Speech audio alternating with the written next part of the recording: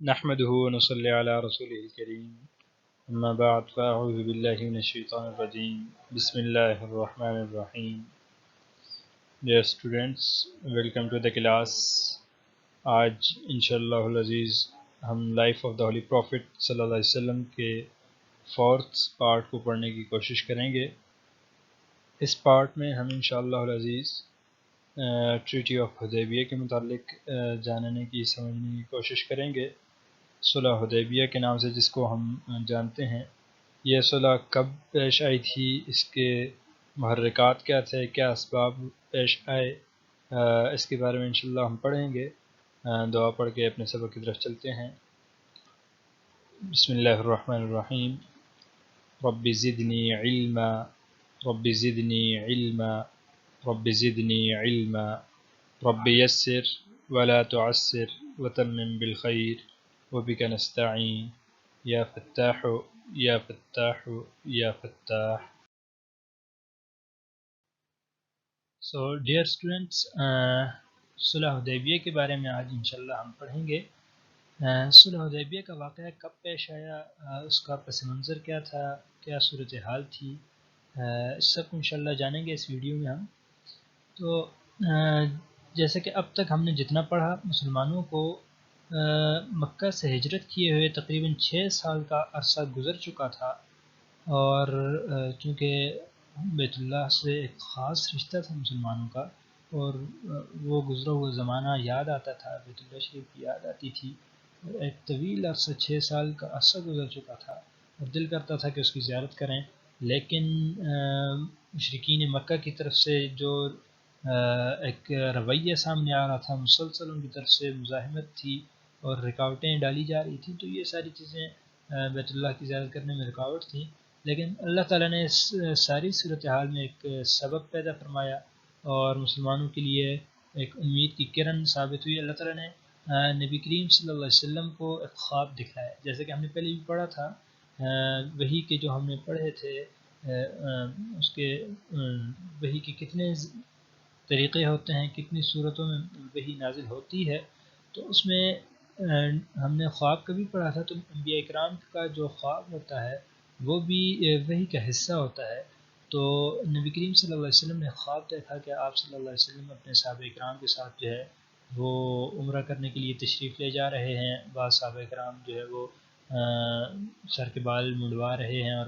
بعض جو ہے وہ چھوٹے کروا رہے ہیں. تو یہ ایک خواب جو ہے، یہ ایک حکم تھا کہ آپ صلی اللہ علیہ وسلم اپنے ساتھیوں کو لے کر جو ہے عمرہ کے لیے تشریف لے جائیں. تو آپ صلی اللہ علیہ وسلم نے پھر جو ہے صحابہ اکرام کو حکم دیا کہ تیاری کرو. صحابہ اکرام تو پہلے ہی انتظار میں تھے، اور فوراً انہوں نے جو ہے وہ تیاریاں شروع کی اور خوشی خوشی تیاریاں کرنے لگے. تو نبی کریم صلی اللہ علیہ وسلم نے پھر ذوالقعدہ کی ابتدائی تاریخوں میں جو ہے سفر کا آغاز فرمایا، اور مدینہ منورہ سے روانہ ہوئے، اور مکہ کی طرف جاتے ہوئے راستے میں آپ صلی اللہ علیہ وسلم نے مدینہ کی طرف سے جو میقات ہے ذوالحلیفہ، وہاں پہنچ کر نبی کریم صلی اللہ علیہ وسلم نے احرام جو ہے وہ باندھا. صحابہ کرام نے احرام باندھا. اور اس زمانے میں دستور تھا، جو جانور قربانی کے لیے لے جائے جاتے تھے تو ان کا ایک خاص طریقہ ہوتا ہے، ان کے اوپر نشانیاں لگائی جاتی تھیں مختلف، تاکہ کوئی بھی شخص دیکھ کر پہچان لے کہ یہ جانور جو ہے سواری کرنے کے لیے، یہ کسی اور مقصد کے لیے نہیں ہے، گھر میں رکھنے کے لیے یہ جانور نہیں ہے، بلکہ یہ وہ جانور ہیں جو قربانی پر ذبح کیے جائیں گے. چنانچہ اگر خدا نخواستہ کہیں پر گم ہو جائیں، کوئی بھی صورتحال پیش آئے، تو ان کو وہاں پر پہنچا دیا جائے. تو قربانی کے جانوروں کا اس کے اندر ہی، حدود حرم کے اندر ہی جو ہے ذبح کیا جانا ضروری ہوتا ہے. تو یہ اس پر ایک نشانی لگائی جاتی تھی. تو وہ نشانیاں لگائی گئیں قلادہ وغیرہ کی وہاں پر ذوالحلیفہ میں. اور پھر آپ صلی اللہ علیہ وسلم روانہ ہو گئے صحابہ کرام کے ساتھ. آگے پہنچ کر ایک کنواں تھا حدیبیہ نام کا، وہ بستی بھی حدیبیہ کے نام سے ہی مشہور ہے. تو وہاں پر جا کر آپ صلی اللہ علیہ وسلم نے پڑاؤ ڈالا، قیام فرمایا. تو ادھر مشرکین مکہ کو جب یہ اطلاع ملی کہ نبی کریم صلی اللہ علیہ وسلم تشریف لا رہے ہیں اپنے صحابہ اکرام کے ساتھ، تو گو کہ دستور یہ تھا اس وقت تک کہ کوئی بھی چاہے دشمن ہی کیوں نہ ہو، اگر بیت اللہ شریف کی زیارت کے لیے آ رہا ہو تو اس کو روکا نہیں جاتا تھا. وہ آ سکتا تھا حج کے دنوں میں، کسی کو بھی بیت اللہ کی زیارت سے نہیں روکا جاتا تھا، اور آپ کو پرانا دستور تھا۔ اور پھر نبی کریم صلی اللہ علیہ وسلم تو یعنی کہ جنگ کے اس میں سیٹ اپ میں بھی نہیں آ رہے تھے، ساتھ قربانی کے جانور تھے اور مسلمان بھی احرام میں تھے سب، اور اپنا ہاں عرب کا جو دستور تھا، جو عام حالات میں اپنے ساتھ ایک تلوار جو ہے وہ رکھتے تھے، تو وہ تلوار تھی، لیکن جنگ کی جب جایا جاتا ہے تو پورے ساز و سامان کے ساتھ، تو ایسا کچھ بھی نہیں تھا۔ قریش بھی سمجھتے تھے، لیکن چونکہ مسلسل دشمنی تھی، اتنی جنگیں ہوئی تھیں اور ایک غصہ تھا ان کے دلوں میں، تو انہوں نے رکاوٹ ڈالنے کی بھرپور کوشش کی، اور مسلمانوں کو روکنے کے لیے انہوں نے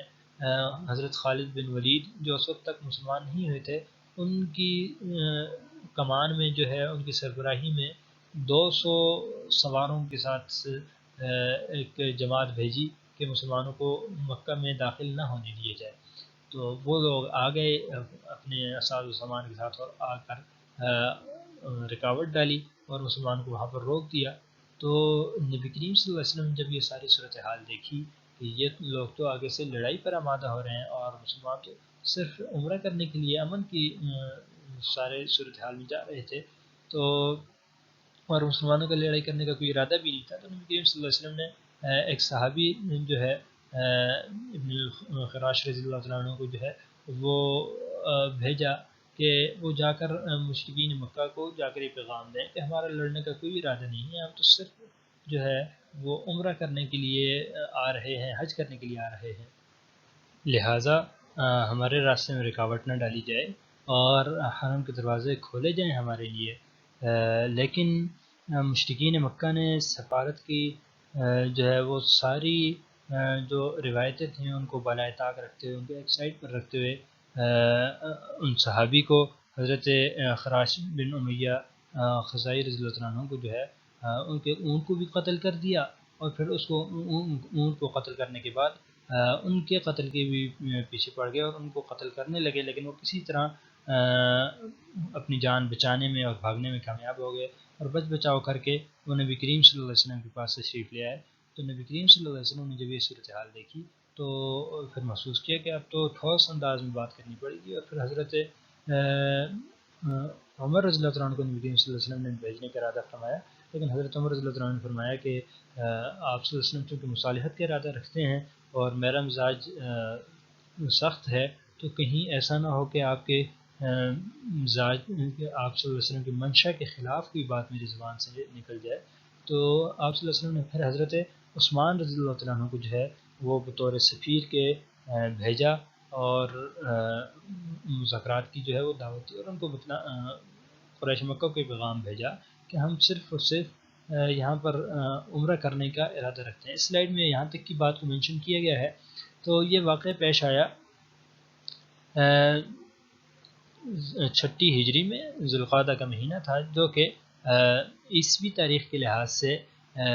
فروری 628 عیسوی بنتی ہے۔ اللہ permitted the holy prophet صلی اللہ علیہ وسلم in his dream، اللہ تعالیٰ نے آپ صلی اللہ علیہ وسلم کو خواب میں بیت اللہ کی طرف جانے کا جو ہے وہ کی اجازت دی اور اشارہ فرمایا۔ holy prophet صلی اللہ علیہ وسلم took 1400 Muslims,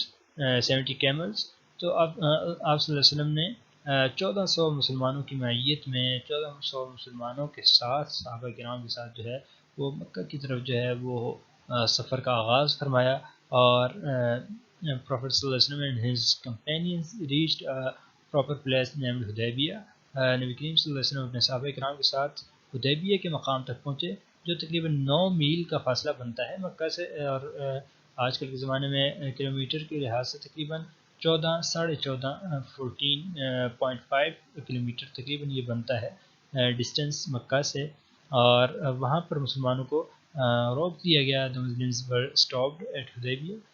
Finally حضرت عثمان رضی اللہ عنہ was sent to seek permission. اب حضرت عثمان رضی اللہ تعالیٰ عنہ جو ہے وہ مکہ تشریف لے گئے، اور ان کے ایک رشتہ دار تھے، ایک عزیز تھے، ابان بن سعید رضی اللہ تعالیٰ عنہ، جو اس وقت تک مسلمان نہیں ہوئے تھے، وہ ان کی امان میں جو ہے وہ مکہ میں داخل ہوئے، اور وہاں جا کر قریش مکہ سے بات کرنا چاہی، حضرت عثمان رضی اللہ عنہ کو نبی کریم صلی اللہ علیہ وسلم بھیجتے وقت ساتھ وہاں کے کمزور مسلمانوں کی طرف پیغام بھی بھیجا تھا کہ ان کو بھی ان کو پیغام پہنچا دینا کہ جو ہے وہ حوصلہ مت ہاریں، امید رکھیں، انشاءاللہ اللہ تعالیٰ عنقریب ان کے لیے فتح کا بندوبست فرمائیں گے اور ان کی مشکلات کو دور فرمائیں گے۔ تو حضرت عثمان رضی اللہ عنہ جب تشریف لے گئے وہاں جا کر قریش مکہ سے بات کی تو قریش مکہ انتہائی گھمنڈ میں اترے ہوئے تھے، وہ انہوں نے آپ کی بات کو نہ مانا اور صاف صاف انکار کر دیا کہ ہم کسی صورت جو ہے وہ اجازت نہیں دے سکتے۔ البتہ چونکہ حضرت عثمان رضی اللہ عنہ کی شرافت سے اور ان کے مرتبے سے وہ واقف تھے تو انہوں نے کہا کہ آپ عمرہ کرنا چاہتے ہیں تو آپ عمرہ کر لیں، تو آپ کر لیں، ہمیں کوئی اعتراض نہیں ہے، لیکن ہم آپ صلی اللہ علیہ وسلم کو اور صحابہ اکرام کو مکہ میں داخل ہونے کی اجازت نہیں دیں گے۔ تو حضرت عثمان رضی اللہ عنہ کیسے گوارہ کر سکتے تھے کہ میرے محبوب نبی اکرم صلی اللہ علیہ وسلم جو ہے وہ وہاں پر انتظار فرما رہے ہوں اور میں یہاں پر مسجد سے طواف کروں، تو انہوں نے انکار کر دیا کہ میں آپ صلی اللہ علیہ وسلم کے بغیر یہاں طواف ہرگز نہیں کروں گا۔ تو قریش مکہ نے ان کو روک لیا اپنے پاس وہاں پر ہی، یعنی کہ جس کو آپ کہہ سکتے ہیں غمال بنا لیا، روک لیا اپنے پاس ہی۔ ادھر مسلمانوں میں کچھ لوگوں نے یہ کہا کہ جی نبی کریم صلی اللہ علیہ وسلم حضرت عثمان صلی اللہ عنہ تو خود مزے سے وہاں پر طواف فرما رہے ہوں گے اور ہم یہاں پر انتظار میں ہیں۔ نبی کریم صلی اللہ علیہ وسلم نے ارشاد فرمایا کہ ایسا ہو ہی نہیں سکتا کہ ہمارے بغیر طواف فرمائیں۔ اتنے میں یہ خبر مسلمانوں میں پہنچی، جب ان کے آنے میں تاخیر ہوئی حضرت عثمان صلی اللہ عنہ کے آنے میں، تو کہیں سے یہ افواہ پہنچ گئی کہ نعوذ باللہ حضرت عثمان رضی اللہ عنہ کو شہید کر دیا گیا ہے، کفار نے ان کو قتل کر دیا ہے۔ تو اس سے مسلمانوں کے اندر بہت ہی زیادہ غم اور غصہ اور بہت ہی زیادہ کیفیت پیدا ہوگی کہ کفار مکہ ایک کس حد تک اترا ہیں اور بہت ہی زیادہ رنج کے عالم میں اور تکلیف کے عالم میں مسلمان آ گئے۔ چنانچہ یہ جو خبر تھی مسلمانوں کے اوپر ایک کہ بجلی بن کر گویا گری، اور پھر نبی کریم صلی اللہ علیہ وسلم بھی صدمے سے نہایت نڈھال تھے۔ نبی کریم صلی اللہ علیہ وسلم نے ارشاد فرمایا کہ اب کسی صورت ہم جو ہے حضرت عثمان رضی اللہ عنہ کا قصاص لیے بغیر، ان کا بدلہ لیے بغیر ہم یہاں سے واپس نہیں جائیں گے۔ چنانچہ نبی کریم صلی اللہ علیہ وسلم نے جو ہے اس وقت ایک کیکر کے درخت کے نیچے آپ صلی اللہ علیہ وسلم وہ تشریف فرما تھے اس کے سائے میں، تو وہاں پر آپ صلی اللہ علیہ وسلم نے تمام صحابہ اکرام سے بیعت لی، اس بات کا وعدہ لیا کہ وہ مرتے دم تک ساتھ نبھائیں گے اور کسی صورت پیچھے نہیں ہٹیں گے۔ اور تمام مسلمانوں پر بھی جو ہے وہ اس وقت ایسا ایک کیفیت طاری تھی اور ایسا جوش اور ایسا جذبہ طاری تھا کہ کئی صحابہ اکرام نے کئی دفعہ بیعت کی، کئی دفعہ آ کر جو ہے وہ وعدہ کیا۔ بیعت کا طریقہ یہ ہوتا ہے کہ وہ ہاتھ پر ہاتھ رکھ کے دائیں ہاتھ پر دائیں ہاتھ رکھتے ہیں اپنا، تو امام کے جس شخص کی بھی ہاتھ پر بیعت کی جاتی ہے اس کے دائیں ہاتھ پر اپنا ہاتھ رکھ کے یہ وعدہ دہرایا جاتا ہے اس کے ساتھ ساتھ، جس طرح آج کل آپ سمجھ لیں حلف لیا جاتا ہے، بالکل اسی طرز کی یہ چیز ہوتی ہے۔ تو یہ بیعت لی اور نبی کریم صلی اللہ علیہ وسلم کئی صحابہ اکرام نے جو ہے کئی دفعہ حضرت سلمہ بن اکوع رضی اللہ عنہ کا نام آتا ہے کہ انہوں نے 3 دفعہ بیعت کی، شروع میں، درمیان میں، آخر میں، اور یہ ایک خاص کیفیت تھی سب پر۔ تو اس کو تاریخ میں جو ہے بیعت رضوان کے نام سے آپ جانتے ہیں، آپ نے شاید پڑھ بھی ہو۔ تو اس کو بہت ہی زیادہ ایک تو یہ ساری صورتحال تھی، سب صحابہ اکرام نے جب بیعت کر لی تو نبی کریم صلی اللہ علیہ وسلم نے آخر میں اپنا بایاں ہاتھ پھر جو ہے اپنے دائیں ہاتھ کے اوپر رکھا اور فرمایا کہ یہ ہاتھ حضرت عثمان رضی اللہ عنہ کی طرف سے ہے اور ان کی طرف سے میں غائبانہ بیعت کرتا ہوں۔ اور پھر جو ہے اس واقعے کو حضرت عثمان رضی اللہ عنہ بہت یاد فرمایا کرتے تھے کہ جی میرے دائیں ہاتھ سے بھی نبی کریم صلی اللہ علیہ وسلم کو بایاں ہاتھ کہیں بہتر تھا، اور اس کو بڑے فخر کے طور پر وہ بیان کیے کرتے تھے کہ نبی کریم صلی اللہ علیہ وسلم نے اپنا ہاتھ میرے ہاتھ کے جو ہے وہ قائم مقام کا میرے ہاتھ کے بدلے کے طور پر آپ صلی اللہ علیہ وسلم نے جو ہے وہ ارشاد فرمایا اس کو۔ اور اللہ تعالیٰ کو بھی یہ جو بیعت تھی مسلمانوں کی اور یہ جو یگانگت تھی اور اپنے یعنی ساتھیوں کا اتنا احترام اور اتنا ساتھ رکھنے کی جو تھی یہ اتنی پسند آئے گی۔ سورۃ الفتح میں اللہ تعالیٰ جو ہے اسی کو ارشاد فرماتے ہوئے کیا فرماتے ہیں کہ ان سب کے ہاتھوں کے اوپر میرا ہاتھ ہے، فرمایا کہ ید اللہ فوق ایدیہم، اور پھر اللہ تعالیٰ نے اس بیعت کرنے والے تمام صحابہ کرام سے اپنی ابدی اور ازلی رضامندی کا ہمیشہ ہمیشہ کی رضامندی کو جو ہے اظہار فرمایا۔ سورۃ الفتح میں اللہ تعالیٰ جو ہے ایک اور آیت کریمہ میں ارشاد فرماتے ہیں لقد رضی اللہ عن المؤمنین اذ یبایعونک تحت الشجرة فعلم ما في قلوبهم فانزل السکینة علیہم واثابهم فتحا قریبا۔ پوری تفصیل سے آپ انشاءاللہ اس کو خود پڑھ لیجئے گا کہ اللہ تعالیٰ ان سے راضی ہو گئے جب وہ ایک درخت کے نیچے اس طرح سے اس ساری صورتحال میں وہ بیعت فرما رہے تھے۔ بہرحال بات بہت ڈیٹیل میں چلی گئی، تو یہ ساری بیعت ہوئی۔ تو مشرکین مکہ کو جب یہ خبر پہنچی اور یہ دیکھا کہ ان کا جوش اور جذبہ اس حد تک مسلمانوں کا بڑھ چکا ہے، ادھر ساتھ کچھ اور واقعات بھی پیش آئے، مختصر میں ان کی طرف بھی اشارہ کروں گا۔ حضرت عروہ بن مسعود ثقفی جو اس وقت تک مسلمان نہیں ہوئے تھے، ایک قبیلے کے سربراہ تھے اور بڑے معزز سمجھے جاتے تھے، بہت ہی معتدل مزاج کے آدمی تھے۔ تو انہوں نے وہ نبی کریم صلی اللہ علیہ وسلم کے پاس تشریف لائے۔ ان کو جب یہ اطلاع ملی کہ اس طرح روک دی گئی مسلمانوں کو وہاں پر، تو وہ آئے اور نبی کریم صلی اللہ علیہ وسلم سے ارشاد فرمایا کہ یہ ساری صورتحال ہے، آپ واپس چلے جائیں۔ نبی کریم صلی اللہ علیہ وسلم نے فرمایا کہ عمرہ کیے بغیر تو ہم نہیں جائیں گے، نہ ہم ساتھ اسلحہ لائیں نہ کچھ۔ تو وہ پھر مشرکین مکہ کے پاس جب گئے تو ان سے کہا کہ ان کو آنے دو، لیکن وہ بھی اپنی بات پر اڑے ہوئے تھے۔ تو حضرت عروہ بن مسعود نے ان کو بہت ہی زیادہ جو ہے وہ سمجھایا، بار بار کہا، اور یہاں تک کہا کہ اگر تم مجھے اپنی باپ کی جگہ سمجھتے ہو، بڑی عمر کے تھے، تو یہ ضرور جو ہے اس کی مان لو۔ نبی کریم صلی اللہ علیہ وسلم نے ان کو بیچ میں ایک یہ آپشن دیا تھا کہ ہاں ہم یہاں سے واپس تو نہیں جائیں گے، البتہ اگر قریش جو ہے وہ صلح کرنا چاہیں تو ہم صلح کرنے پر راضی ہیں، ہم لڑائی نہیں کرنا چاہتے، اگر وہ قریش صلح کرنا چاہتے ہیں تو ہم صلح کر لیتے ہیں۔ تو عروہ بن مسعود ثقفی جو ہیں انہوں نے قریش کو اس بات پر راضی کیا کہ آپ صلح کر لو، ورنہ مسلمان جو ہیں وہ سب بڑے جوش میں ہیں۔ اچھا، اس میں ایک چیز یہ بھی تھی کہ جب حضرت عروہ نبی کریم صلی اللہ علیہ وسلم کی مجلس میں آئے تو انہوں نے کچھ چیزیں نوٹ کی تھیں۔ ایک تو یہ ہے کہ وہ آپ صلی اللہ علیہ وسلم کے ساتھ گفتگو فرما رہے تھے، تو انہوں نے بات کرتے کرتے بھی کوئی اس طرح کا جملہ کہہ دیا کہ اگر آپ صلی اللہ علیہ وسلم کے ساتھی آپ کو چھوڑ کر چلے گئے تو پھر آپ کیا کریں گے، نعوذ باللہ۔ تو صحابہ کرام ایک دن موجود تھے، تو ایک غصہ بہت، یعنی کہ صحابہ کرام کو پہلے ہی تھا ان پر۔ تو حضرت ابوبکر صدیق رضی اللہ تعالیٰ عنہ کے پاس موجود تھے، انہوں نے فرمایا کہ ہم چھوڑ کے چلے جائیں گے، کیسی بات کرتے ہو تم؟ تو بڑے یعنی غصے سے ہم کو کہا کہ کیسے ممکن ہے کہ ہم اتنا عرصے تک نبی کریم صلی اللہ علیہ وسلم کے آگے پیچھے دائیں بائیں کھڑے رہے ہیں، ہم کیسے چھوڑ کے چلے جائیں گے؟ تو اور پھر ان کے بھتیجے وہاں پر موجود تھے، حضرت عروہ کے بھتیجے جو مسلمان ہو چکے تھے، غالباً حضرت مغیرہ بن شعبہ، غالباً میرے ذہن میں ان کا نام آ رہا ہے، وہ موجود تھے وہاں پر۔ حضرت مغیرہ بن شعبہ رضی اللہ تعالیٰ عنہ بھی مجلس میں موجود تھے۔ تو حضرت عروہ جو ہیں یہ بات کرتے ہوئے بڑی عمر کے تھے، تو بار بار نبی کریم صلی اللہ علیہ وسلم کی داڑھی مبارک کو ہاتھ لگا رہے تھے۔ تو حضرت مغیرہ بن شعبہ رضی اللہ عنہ جو ہے وہ فرمایا کہ دور کرو اپنے ہاتھوں کو، کسی مشرک کو یہ زیب نہیں دیتا کہ وہ نبی کریم صلی اللہ علیہ وسلم کے جسم اطہر کو بار بار چھوئے۔ تو انہوں نے جب یہ ساری صورتحال دیکھی اور پھر قریش مکہ کے پاس جب گئے تو وہاں پر انہوں نے یہ ساری چیزیں بیان کر کہا کہ خدا کی قسم، میں نے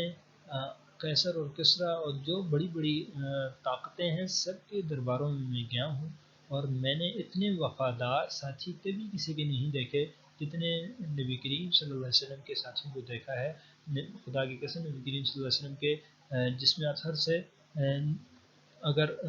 لعاب مبارک نکلتا ہے تو کوئی اس کو نیچے نہیں گرنے دیتا۔ آپ صلی اللہ علیہ وسلم وضو فرماتے ہیں تو ہر شخص لپکتا ہے اور اس وضو کے پانی کو جو ہے وہ اپنے جسم پر ملنے کی کوشش کرتا ہے۔ آپ صلی اللہ علیہ وسلم کے جسم اطہر سے کوئی بال ٹوٹ کر گرتا ہے تو فوراً صحابہ کرام اس کو تبرک کے طور پر اپنے پاس محفوظ کرنے کی کوشش کرتے ہیں۔ تو ایسا ولولہ اور ایسا جوش اور جذبہ میں نے کبھی کسی میں نہیں دیکھا۔ اگر تم نے ان کو جو ہے ابھی روکا تو یہ کسی بھی حد تک چلے جائیں گے۔ تو یہ ساری صورتحال دیکھ کر اور اس بیعت رضوان کی احوال سن کر قریش مکہ کو جو ہے وہ صلح پر آمادہ ہو گئے، اور بھی کچھ لوگ تھے جو قریش مکہ کو جو ہے صلح کی طرف راغب کرنے کی کوشش کر رہے تھے۔ تو ایسے میں پھر انہوں نے قریشیوں نے اپنی طرف سے سہیل بن عامر کو جو ہے وہ نمائندہ بنا کر جو ہے وہ بھیجا کہ آپ جا کر یہ صلح نامہ طے کرو، مذاکرات کرو نبی کریم صلی اللہ علیہ وسلم کے ساتھ۔ پھر سہیل بن عامر آئے اور پھر نبی کریم صلی اللہ علیہ وسلم کے ساتھ مذاکرات ہوئے، اور اس میں باقاعدہ ایک تحریر لکھی گئی، اور تحریر حضرت علی رضی اللہ عنہ نے لکھی۔ مسلمانوں کو اوورآل یہ ساری جو تحریر تھی وہ مسلمانوں کے اس وقت تک کے مفادات کے خلاف تھی، کیونکہ مسلمان جو ہے ان مفادات کے اس حوالے سے الفاظ کو میں کروں گا ٹھیک کہ مسلمانوں کو لگتا تھا کہ یہ ان کے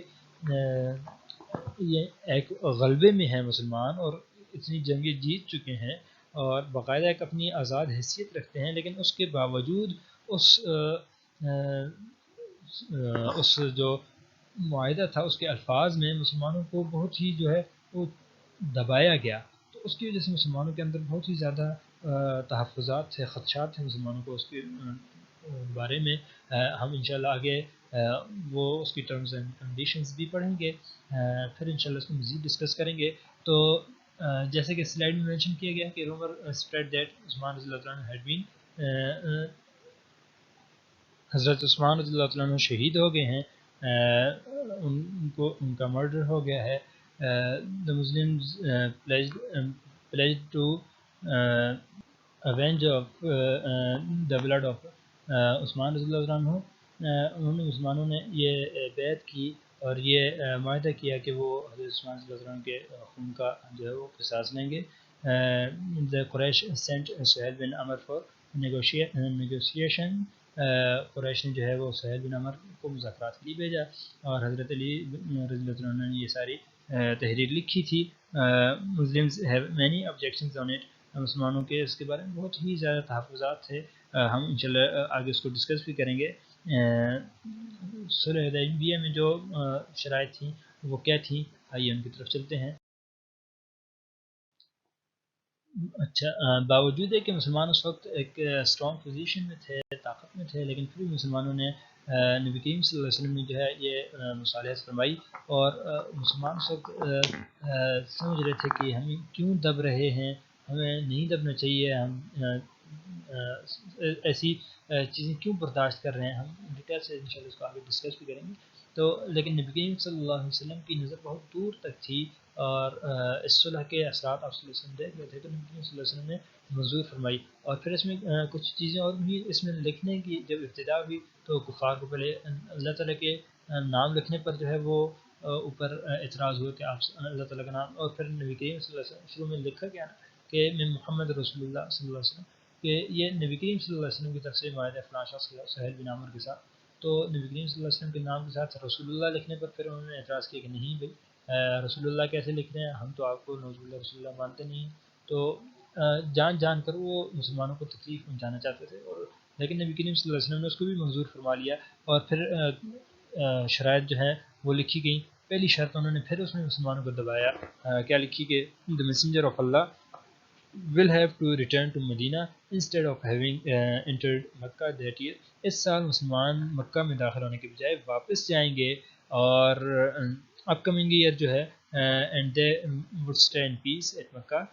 for 3 days۔ تو اگلے سال جو ہے مسلمان مکہ آ سکتے ہیں اور 3 دن تک رہیں گے، لیکن اس سال بہر صورت ان کو واپس جانا پڑے گا۔ اب دیکھیں اس سے بھی ان کی ایک برتری ظاہر ہو رہی تھی کہ بھئی ہم جیت گئے، تو لیکن نبی کریم صلی اللہ علیہ وسلم نے پھر بھی اس کو جو ہے منظور فرما دیا، کہ نبی کریم صلی اللہ علیہ وسلم کی نگاہ بہت دور تک تھی اور اس کے اثرات آپ صلی اللہ علیہ وسلم دیکھ رہے تھے۔ دوسری شرط اس میں یہ تھی کہ there will be a truce between both parties for 10 years، کہ دونوں جو فریقین ہیں دونوں کے درمیان 10 سال تک جنگ بندی ہوگی، کوئی بھی دوسرے کے خلاف وہ ہتھیار نہیں اٹھائے گا، اور امن و امان سے دونوں پارٹیاں رہ سکیں گی۔ صرف دونوں پارٹیاں نہیں بلکہ دونوں پارٹیاں بھی، جو لوگ ان کے ساتھ شریک ہیں وہ سب بھی 10 سال تک آپس میں جنگ بندی کریں گے، کسی قسم کی کوئی لڑائی نہیں کریں گے۔ اس معاہدے میں یہ بھی طے کیا گیا کہ whoever wishes to enter into a covenant with the Prophet will be allowed to do so، and whoever wishes to enter into a covenant with the Quraysh will be allowed to do so، کہ جو مسلمانوں کے ساتھ شامل ہونا چاہیں وہ مسلمانوں کے ساتھ شامل ہو سکتے ہیں، اور جو اس معاہدے میں کفار کے ساتھ قریش کے ساتھ شامل ہونا چاہیں ان کو آزادی ہوگی، اور آزادانہ طور پر جو بھی قبائل شامل ہونا چاہیں وہ شامل ہو سکیں گے، اور جو جس کے ساتھ شامل ہو جائے وہ اسی کے ساتھ سمجھا جائے گا، اور دوسرا اس کے خلاف کوئی بھی جو ہے وہ کارروائی نہیں کرے گا، کوئی لڑائی جھگڑا نہیں ہوگا، جنگ بندی ہوگی 10 سال تک کے لیے۔ اور پھر ایک جو سب سے سخت ایک شرط لگائی گئی ان تمام شرائط میں وہ یہ تھی کہ اگر مسلمانوں کی طرف سے کوئی کفار مکہ کی طرف سے جو کوئی شخص اگر آ جاتا ہے مسلمان ہو کر نبی کریم صلی اللہ علیہ وسلم کی خدمت میں تو اس کو واپس کیا جائے گا، لیکن اگر مسلمانوں کی طرف سے کوئی شخص جو ہے وہ بھاگ کے نعوذ باللہ اگر چلا جاتا ہے کفار کے پاس تو وہ اس کو واپس کرنے کے پابند نہیں ہوں گے۔ تو یہ ایک بہت ہی زیادہ جو ہے وہ سخت شرط تھی مسلمانوں کے پاس کہ مسلمانوں کے اوپر بہت زیادہ ظلم ڈھائے جا رہے تھے اس وقت تک مکہ میں، جو غلام تھے یا کسی کے ماتحت تھے، تو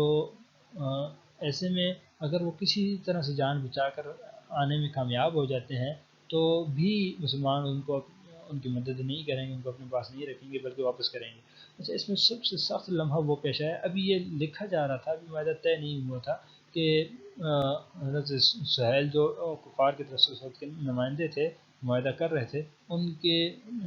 بیٹے حضرت جندب جو ہیں وہ مسلمان ہو کر کسی طرح سے بچ بچا کر آنے میں کامیاب ہو گئے تھے، ان کے پاؤں میں زنجیریں بیڑیاں جو ہے زنجیریں وہ پڑی ہوئی تھیں اور انتہائی زخمی تھے، کسی طرح سے بچ بچا کر بھاگ کر آنے میں ان کو اطلاع ملی کہ نبی کریم صلی اللہ علیہ وسلم وہاں تک تشریف لائے حدیبیہ تک، تو وہاں تک پہنچے کسی طرح سے، لیکن کفار نے ان کو بھی نہ آنے دیا اور کہا نہیں جی ہم نے تو یہ معاہدہ کیا ہے ان کو واپس کریں۔ تو اب یہ بہت ہی سخت ایک صورتحال تھی مسلمانوں پر، اور مسلمانوں کی یہاں تک کہ ان کی حالت دیکھ کر مسلمانوں کی ہچکیاں تک بن گئی، وہ پکار رہے تھے مسلسل مسلمانوں کو مدد کے لیے، اور مسلمان مدد بھی کرنا چاہ رہے تھے، اور ان کی حالت زار دیکھ کر رہا بھی نہیں جا رہا تھا، لیکن نبی کریم صلی اللہ علیہ وسلم کے حکم نہیں تھا، تو وہ بہت ہی یعنی کہ دل کاٹ دینے والے یہ ایک منظر تھا۔ تو بلکہ اس ساری صورتحال کو دیکھ کر حضرت عمر رضی اللہ عنہ کی زبان سے یہ الفاظ بھی نکل گئے کہ یا رسول اللہ صلی اللہ علیہ وسلم ہم یہ ذلت کیوں گوارہ کر رہے ہیں، اتنا کیوں دب رہے ہیں ان سے، لیکن جو ہے نبی کریم صلی اللہ علیہ وسلم نے ارشاد فرمایا کہ بس واپس کرو، اور ان کو امید دلائی کہ اللہ تعالیٰ قریب تمہارے لیے فتح کا سبب فرمائیں گے، اور جو ہے اس وقت اسی میں سب کی بھلائی ہے۔ حضرت عمر رضی اللہ عنہ کو تو وہ الفاظ بعد میں بہت افسوس ہوتا تھا کہ اس وقت میں نے کیسے کہہ دیا نبی کریم صلی اللہ علیہ وسلم کے سامنے یہ کہنے کی ضرورت کیسے کر لی، نبی کریم صلی اللہ علیہ وسلم تو بہت دور تک دیکھ رہے تھے۔ بہرحال بہت ہی سخت وہ وقت تھا مسلمانوں میں، تو یہ ان کے درمیان یہ چیزیں طے پائیں۔ So Hazrat Abu Jandal escaped from Makkah and reached Hudaybiyah, but he was returned as per the terms of the treaty. تو اس معاہدے کی وجہ سے ان کو بھی حضرت ابو جندل کو بھی واپس بھیج دیے گا۔ اس کے بعد ایک اور واقعہ پیش ہے، اب جب یہ سارا صلح نامہ طے ہو گیا اور اب مسلمانوں نے واپس جانا تھا، تو نبی کریم صلی اللہ علیہ وسلم نے صحابہ کرام کو حکم دیا کہ اپنے اپنے جانور ذبح کر دیں اور جو ہے وہ بال کٹوا لیں جیسے عمرے میں کیا جاتا ہے۔ تو لیکن صحابہ کرام کو اس وقت ایسا ایسی کیفیت تاری تھی غم غصے میں کہ کچھ سمجھ نہیں آ رہا تھا، تو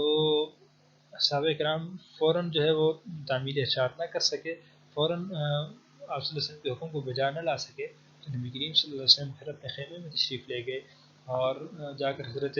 ام سلمہ رضی اللہ عنہا اپنی بیوی جو اس وقت سفر میں ساتھ تھیں ان سے ارشاد فرمایا کہ میں نے صحابہ کو یہ حکم دیا اور انہوں نے یہ کام پورا نہیں کیا، تو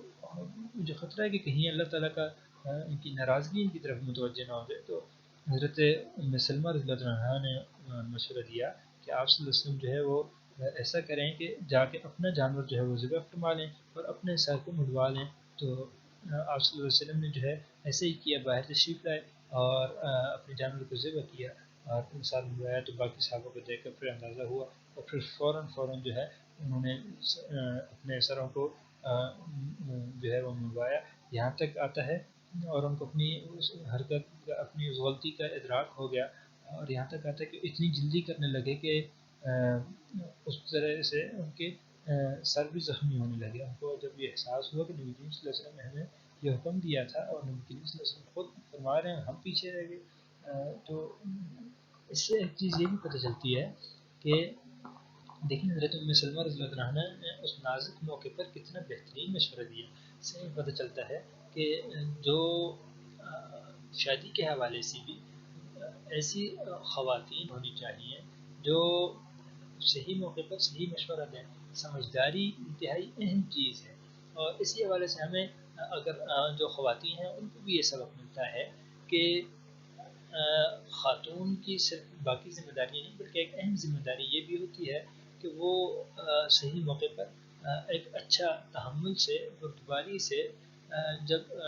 جو ہے خاوند تھکا ہوا ہو کہ اپنے معاملات سے پریشان ہو تو اس وقت میں اچھا اور بہترین مشورہ اگر دے سکیں تو ضرور دیں.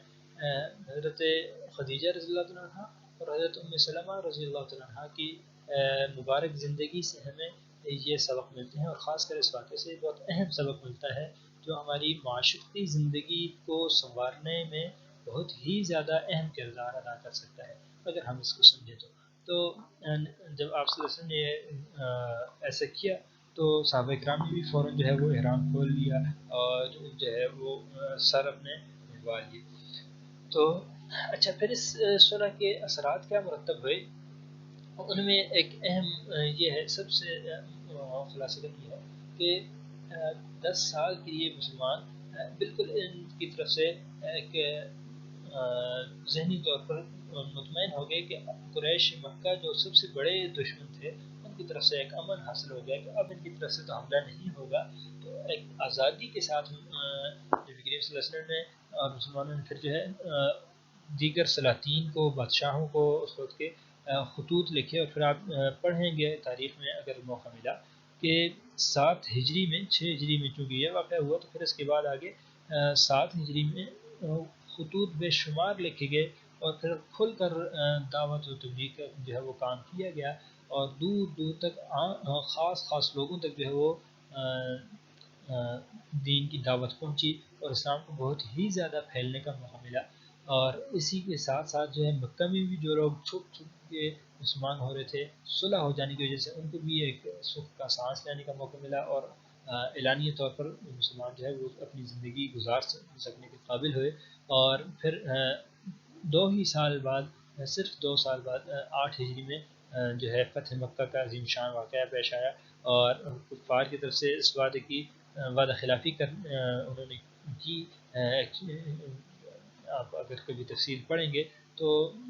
قتل و غارت کر کے ایک جگہ پر اس واقعے کی خلاف ورزی کی تو پھر جو ہے فتح مکہ کا واقعہ پیش آیا. پھر نبی کریم صلی اللہ علیہ وسلم نے مکہ کو فتح فرمایا اور بہت ہی آسانی کے ساتھ اور اس ساری کے پیش خیمہ یہی صلح ثابت ہوئی. اگر یہ صلح نہ ہوتی تو اتنی آسانی سے شاید وہ مکہ فتح بھی نہ ہو سکتا. تو بہت ہی بہترین طریقے سے سارا کام ہو گیا اور پھر اس وقت تمام صحابہ کرام کو اور سب کو یہ نبی کریم صلی اللہ علیہ وسلم کی سیاسی بصیرت کا ادراک ہوا. تو اس وقت وہ بہت ہی سخت شرائط منظور فرمائی تھی نبی کریم صلی اللہ علیہ وسلم نے لیکن مسلمانوں کے حق میں اور اس وقت کے سیاسی سینیریو کے حوالے سے بہت ہی اہم اور بہترین تھی. تو یہ صلح جو ہے مسلمانوں کی تاریخ میں بہت اہم کردار رکھتی ہے جیسے میثاق مدینہ اہم کردار رکھتا ہے اسی طرح صلح حدیبیہ کا بہت ہی اہم کردار ہے. آج کی ویڈیو میں اتنا ہی. انشاءاللہ اگلی ویڈیو میں ملاقات ہوتی ہے تب تک کے لیے اجازت دیجیے. اللہ حافظ.